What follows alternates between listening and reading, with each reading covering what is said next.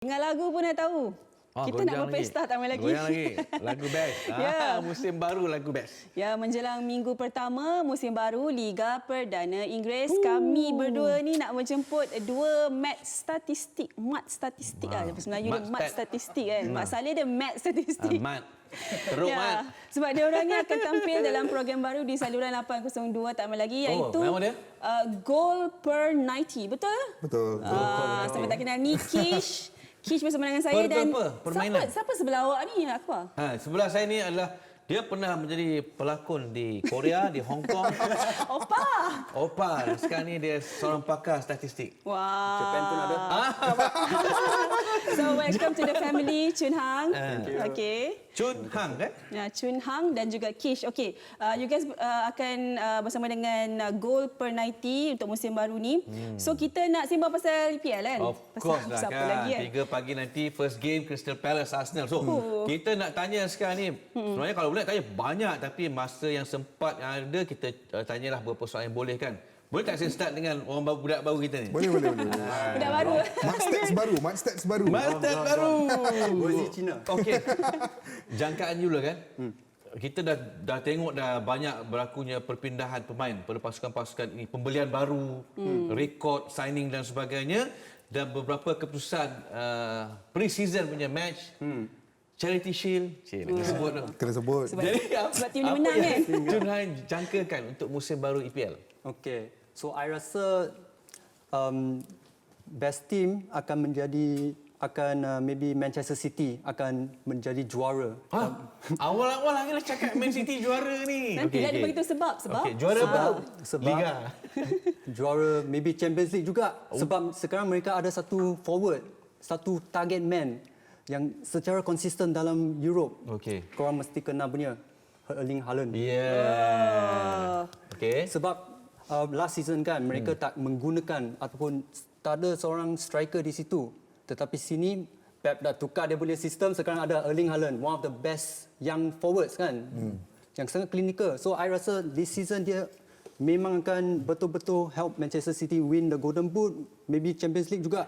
Semua. So maknanya Manchester City saja yang akan menyelah atau ada lagi tim lain yang you rasa akan berubah daripada last season macam tu, di season dia akan jadi lebih baik? Maybe Crystal Palace akan mencabar title. Crystal Palace sama. Ini dah Chun Hang versi merepek dah. Kalau saya rasa Akbar, selagi Chun Hang tak sebut Liverpool, dia tak tukar soalan. Saya pun boleh rasa feeling tu juga. Okay, Kish, you rasa macam mana? Tak, on one hand, I faham ramai yang akan cakap, tapi Erling Haaland hari tu Community Shield tak perform pun. Betul. Kenapa Chun Hang kata dia boleh perform untuk City? Saya to some extent setuju dengan Chun Hang yang bagi saya Man City tetap favourites. Masalah Erling Haaland tu adalah masalah keserasian. Dari segi kebolehan, kita tahu dia dah ada kebolehan tu. He has proven it dalam last 5 years di pentas tertinggi Eropah. Dan bila dia mula serasi dengan rakan sepasukan, Man City akan menjadi antara pasukan yang paling digerudi di pentas EPL. Dan saya rasa that's why hands down diorang favourites. Liverpool pula masih lagi akan mencabar Liga, tapi yang paling saya tertarik nak tengok is bagaimana mereka mengisi kekosongan yang ditinggalkan oleh Sadio Mane. Mungkin dah nampak lah kot calon-calon yang mengisi itu dah ada lah. Okey, tadi cerita pasal pasukan yang mungkin curi tumpuan. Pemain pula yang curi tumpuan? I rasa selain daripada Erling Haaland lah. I rasa surprise package. Mungkin Jadon Sancho daripada Manchester United, sebab kita tahu last season dia tak function banyak-banyak, injury juga, ada COVID. So tapi this season kalau kita lihat pada sudut maybe pre-season, macam new player dah. One of the key players dengan sistem Erik ten Hag, dan kita tahu Erik ten Hag memang suka menggunakan dia punya wingers sebagai goal scoring forwards ataupun dari segi penciptaan peluang. So kita tahu Jadon Sancho dalam Borussia Dortmund, dia memang seorang forward ataupun seorang winger yang ada potensi di situ. And I think this season Jadon Sancho he's gonna rip up the Premier League. Okay, setuju? To some extent setujulah. Sebab Jadon Sancho ni adalah seorang pemain yang sangat spesifik dan memerlukan satu struktur yang baik untuk membantu dia menyerlah. Di Dortmund dia ada struktur tersebut. Okey. Di Man United musim lepas tidak ada struktur tersebut.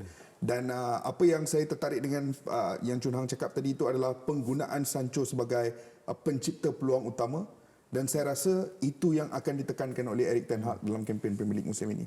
Okey, untuk yang players yang first time nak main selain pada Erling Haaland.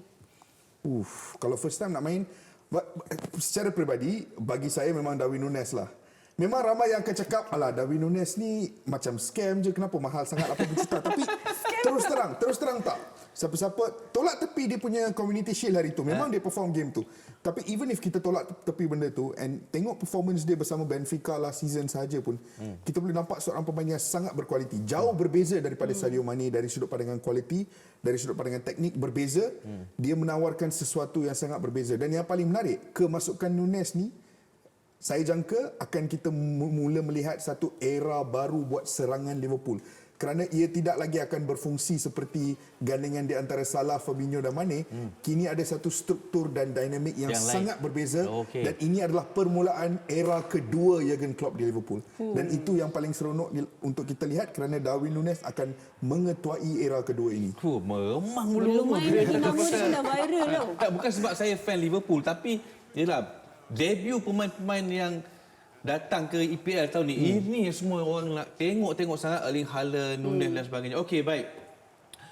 3 pasukan yang naik pangkat untuk this season. So, kira rasa macam mana? Apakah mereka mampu untuk mencabar satu ataupun kekal dalam EPL? Ataupun kejap je. Dia benda ni susah sebab kita dah melihat Norwich naik atas turun balik. Kita dah pernah tengok Fulham yang tahun ni masuk balik, sebelum ni pun kena relegate dan naik atas balik juga. Macam yo-yo club. Macam yo-yo club, naik turun. Macam saham ada. Tapi daripada 3 klub yang naik atas ni, kalau ada satu klub yang saya sangat seronok untuk melihat dan saya berharap mereka boleh kekal adalah Nottingham Forest. Kelab yang ada sejarah yang sangat besar dalam bola sepak Inggeris. Kan, pernah memenangi European Cup suatu ketika dahulu. Tapi yang lebih menarik, Nottingham Forest menggunakan pendekatan yang berdasarkan statistik dalam proses mereka membeli pemain. Diorang punya rekrutmen tu memang betul-betul based on data and stats. Dan bagi saya dan Chun Hang yang suka data and stats ni memang tertarik lah. So season ni pemain-pemain yang diorang nak bawa masuk daripada bekas pemain Liverpool, Taiwo Awoniyi, yang betul-betul saya teruja nak tengok dia beraksi di Premier League. Dengan Jesse Lingard juga berada di situ, Nottingham Forest. Dean Henderson, penjaga gol Man United secara pinjaman.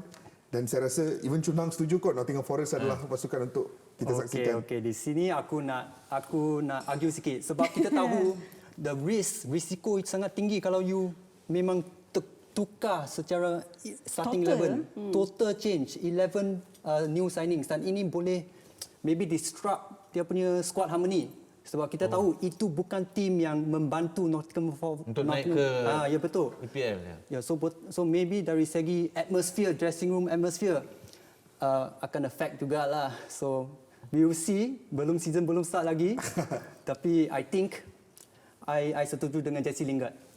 Dia macam seorang yang maybe a new player to look forward to lah. Nafas baru. Nafas baru untuk pasukan. Okey.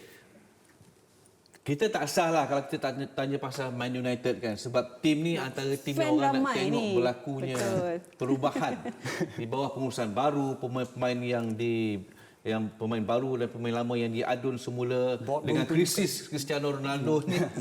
Jadi kita mulakan dengan Chun Hang. Man United untuk musim baru Liga Perdana Inggeris ni, apakah yang akan boleh mereka tampilkan kali ini untuk mengejutkan peminat-peminat yang dah marah dengan persembahan mereka? So terutama yang pertama hampir-hampir cakap kita. Manchester United perlu mengawalkan posisi juga as a team sebab kita tahu dia punya possessional based style adalah satu aspek yang penting dalam Erik ten Hag. Dan last season kita memang tak tengok. So this season I cuma nak tengok Manchester United untuk mengawal posisi dan mencipta peluang untuk maybe Cristiano Ronaldo ataupun Anthony Martial. Just create the chances, let the forward score. Dari perspektif saya pun, saya setuju dengan Chun Hang dari segi tak letakkan tekanan yang terlalu besar ataupun harapan yang terlalu besar. perubahan adalah perkara yang perlu berlaku secara perlahan. Baru kita boleh nampak impak jangka masa lama kan.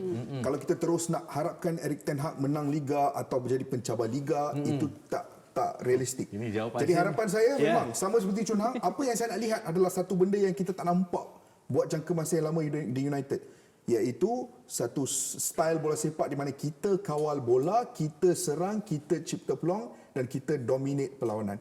Kalau kita nampak perubahan itu secara perlahan, sebagai seorang penyokong saya akan gembira. Jadi bermakna untuk penyokong United ni janganlah terlalu mengharapkan untuk ada perubahan mendadak. Kalau menang tu title apa-apa pun tu bonus. Itu hanya bonus, betul. Macam Arsenal kan, trust the process. Arteta mengguna musim 3 musim untuk mencipta dia sekarang ada satu tim yang sangat baik. So with Erik ten Hag, same process. Kita kena trust the process. Betul. #trust the process. Jangan terburu-buru. Okey, nak tanya pasal Liverpool lagi? Sila.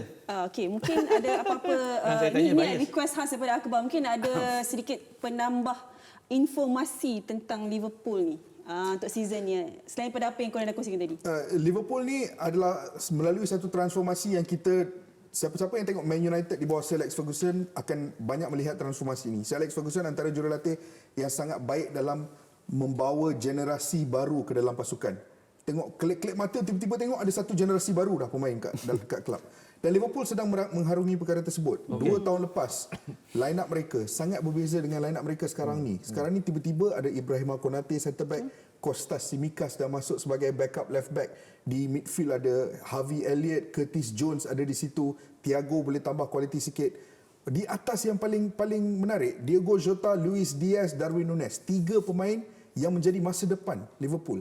Dan permulaan era baru ni adalah sesuatu perkara yang mengujakan kerana untuk mendominasi liga dalam satu era bukan sukar, tapi untuk dominate liga dalam 2 era yang berbeza adalah berkali ganda sukar.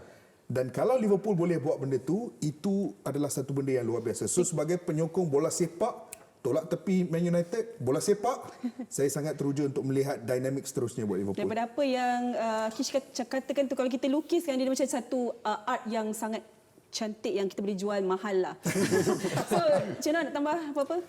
Okey. Tadi you lupa satu player. Fabio Carvalho. Yes. Pemain muda daripada Fulham dan I rasa daripada pre-season lah, dia seorang memang sangat ada kebolehan untuk menjadi maybe as a first teamer Liverpool, maybe as a centre forward sebagai false nine, sebab dia ada satu X factor dalam situ, ada kebolehan untuk mencipta peluang, ada kebolehan untuk membuat rembatan, movement yang sangat baik. So we wait and see lah. But I memang excited nak tengok Fabio Carvalho. Okey, baik. Tak adil lah kalau kita tak sebut sikit je Chelsea, sikit je. Kena sebutlah Chelsea ni. So macam mana you tengok Chelsea untuk musim baru ni? Chelsea nampak sedikit huru-hara kerana huru-hara sedikit kerana pembelian-pembelian mereka semua nampak seperti pembelian-pembelian secara drastik. Nama-nama yang diorang beli ni 2 bulan lepas kita tak nampak pun mereka dikaitkan dengan Chelsea. Tiba-tiba kita tahu pemain itu dah join Chelsea. Tapi realitinya ini adalah pemilikan baru di bawah Todd Boehly. Jurulatih Thomas Tuchel juga mahukan injection of new players. Dan kita nampak pemain-pemain yang menyertai mereka, termasuk yang baru saja diumumkan hari ini, Marc Cucurella adalah pemain yang sangat berkualiti. Cucurella, Koulibaly, Raheem Sterling di bahagian hadapan. Chelsea atas kertas berkualiti, ada jurulatih berkelas dunia, pembelian-pembelian yang baik, mereka tetap akan menjadi pencabar. Okey. So kita nak tengok tu Chelsea mampukah dia untuk mencabar, boleh menjadi antara top 4, top 5 untuk pasukan Chelsea. Tapi tu nak tanya untuk saya bagi kat Surah. Tak, maksud saya macam nak tahu juga kesinambungannya. Tadi dah sebut beberapa nama pasukan. So Chun Hang boleh bagi top 5? Top 5. Top 5 untuk EPL. 5. Okay. Too early tapi kita mungkin dah boleh nampak lah kot. Mungkin. Juara Crystal Palace. Okay. Janganlah. Juara. Okay. Saya suka. Manchester City juara. Liverpool kedua. Number 3 Man United. Maybe Tottenham. Wah. Spurs. Alright. Keempat Arsenal. Dan ini memang sakit hati. Number 5 Manchester United. Sakit hati. Nombor 5. Saya hampir sama dengan Chun Hang. Cuma yang berbezanya Man City nombor 1, Liverpool nombor 2. Nombor 3 saya akan berikan kepada Arsenal. Saya sangat menyukai proses yang sedang dilakukan oleh Mikel Arteta. dan skuad baru ni nampak sangat bagus. Nombor 4 Spurs bersaing rapat dengan Arsenal. And nombor 5 saya masih lagi berikan kepada Chelsea. Melainkan Man United melakukan sekurang-kurangnya 2 lagi pembelian baru sebelum tamat jendela perpindahan. Memang dia orang ni semua merendah diri lah. Berikan masa kepada Man United. Bagus-bagus fan-fan Man U ni. Nah, tibalah masanya untuk cerita sikitlah pasal Goal per 90. Okey, mulakan dengan So, goal per 90 ni essentially is match stats 2 orang lah. Dulu saya seorang je yang buat kat YouTube kan, match stats seorang je. Tapi sekarang ni saya berganding dengan Chun Hang, seorang yang sebenarnya sedang belajar data science juga di universiti. okey. Dan kita akan buat rancangan di mana kita menggunakan statistik sahaja untuk menganalisa dan cuba melihat bola sepak dari sudut pandangan yang berbeza. So Premier League lah, pasukan-pasukan, pemain-pemain, taktik-taktik yang berbeza yang kita akan cuba kupaskan dari sudut pandangan statistik. Okey, aku nak add satu saja. Silakan. Kalau nak tengok match stats Kish, tengok Goal per 90. Tengok kan? Kalau nak tengok match stats Kish, tengok Goal per 90. Dia Goal per 90. Ingatkan gol penalti. Gol per 90. Dekat YouTube ke Astro ataupun Arena kat 802 dan juga akan ada 802 sedutan di YouTube. Wow, tak sabar. Alright, tak sabar. Okey, memang fan-fan kat luar sana korang kena tengoklah bersama dengan Kish dan juga Chun Hong. All the best. Chun Hang, Thank you. Terima terima kasih. kasih banyak. All the best untuk gol per 90 dan juga Boleh request Kish, next jangan lupa. time apa tu setiap show korang buat pantun Jangan. Aku malu. tak apa. Okay, thank you so much. Saya malu, sorry. Thank you so much.